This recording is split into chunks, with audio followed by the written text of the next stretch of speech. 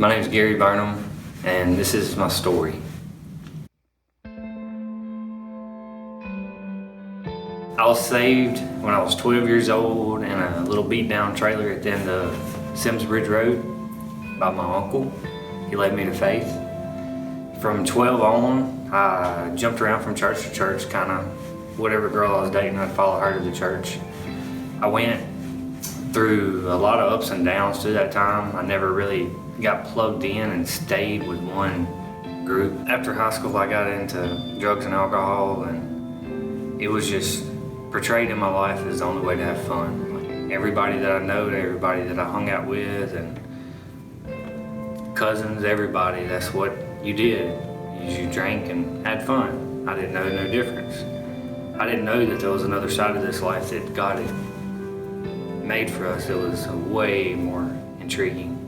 I immediately started using harder drugs. My life went down the drain. I caused my mom and dad a lot of grief. Lived in sin for many, many years. Only able to make it through life because of my mother and my grandma was praying.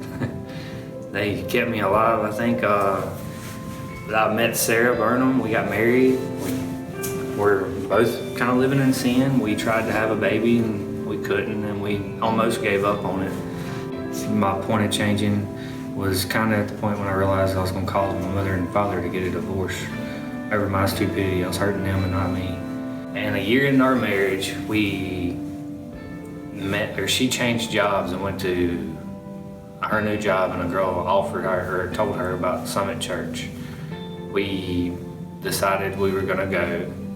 We went, and it changed my life forever. That was really the pivoting changing point of my life.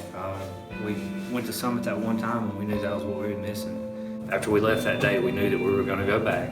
From that day forward, the Lord's just taking all the bad things out of our life. We still had that nervous feeling in my stomach, like I was scared that I was never going to be able to do that again. So, you know, being human as I am, I went and tried it again. And when I tried it again, it was just like I wasn't missing anything, that I was miserable doing it now because God had shown me that I don't need them kind of things.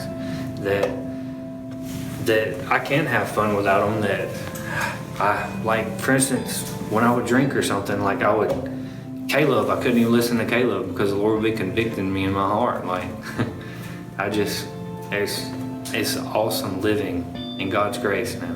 And if you don't think God can change you, look at me and my life.